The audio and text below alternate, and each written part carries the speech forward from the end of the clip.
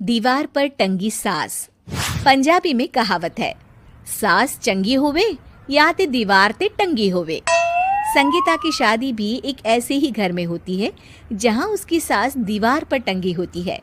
ससुर और पति शादी के पहले दिन उसे सास के फोटो के सामने ले जाते हैं, जहां ससुर जी कहते हैं, बेटा बेटा संगीता, ये तुम्हारी सास थी, बहुत नेक और भली, लेकिन थोड़ी गुस्सैल थी। गुस्सा आने पर सब तहस नहस कर देती थी, पर अब ये इस दुनिया में नहीं है। हाँ संगीता, माँ होती तो तुम इनकी कोई बात टाल नहीं सकती थी, वरना तो माँ घर में भूचाल ले आती।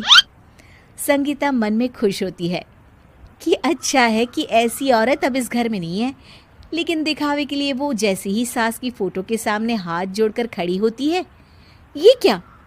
सास उसे देखकर मुस्कुराने लगी।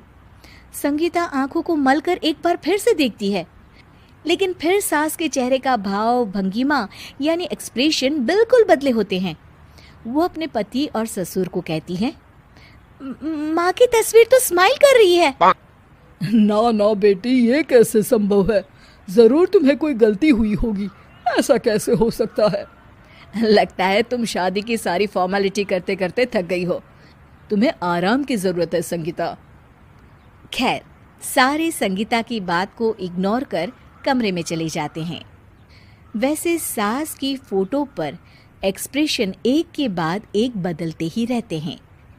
सुबह होती है, पति और ससुर को काम पर भेजकर संगीता कमरे की सफाई करने में लग जाती है कि तभी उसे आवाज आती है, टेबल ठीक से साफ करो। ऐसे भी कोई टेबल साफ करता है? इससे अच्छा तो ये गंदा ही था। किसी औरत की आवाज सुन संगीता दंग रह जाती है और सोचने लगती है कि आवाज कहाँ से आई। आवाज को नजरअंदाज कर वो फिर से अपना काम करना शुरू करती है, लेकिन इस बार तो आवाज बिल्कुल उसके कान के पास से आती है। मेरा घर है ये, जब तक मैं थी चमका कर रखती थी, हर एक चीज शीशे की तरह थी। तुम्हें तो ना सफाई आती है ना कुछ पता है। क्यों तुम्हें मेरे घर की जिम्मेदारी दे दी गई है? पता नहीं तुम में मेरे बेटे को क्या दिखाई दिया। मैं होती तो एक से बढ़कर एक लड़कियों की लाइन लगा देती। अब संगीता को समझने में देर नहीं लगी कि ये आवाज किसी और की नहीं बल्कि उसकी सास की है, जो दीवार पर टंगी है। वो उसके पास जाती है और कहती है, नमस्ते सासू माँ, मुझे तो कल ही लग रहा था कि दीवार में कुछ काला है। वो दीवार नहीं, दाल होती है पगली। सही पकड़े हैं सासू माँ। तो क्या हो गया आपको जो आप यहाँ भी चैन से नहीं बैठी हैं? सुना मैंने आपका व्यवहार काफी गुस्से वाला था। चुप रह तू, ज्यादा बकर बकर ना कर। घर का काम करना तो आता नहीं, आई है मुझसे बहस करने। हाँ देखिए सासू माँ, मैं आपसे साफ साफ कह देती हूँ, मुझसे पंगा लेने की कोशिश मत करिएगा। तभी पीछे से संगीता का पति आता है। अरे संगीता, किससे बात कर रही हो? कौन है वहाँ? संगीता की सास की फोटो फिर से पहले जैसी हो जाती है। आपकी माँ से कह रही थी कि मुझे काम करना आता।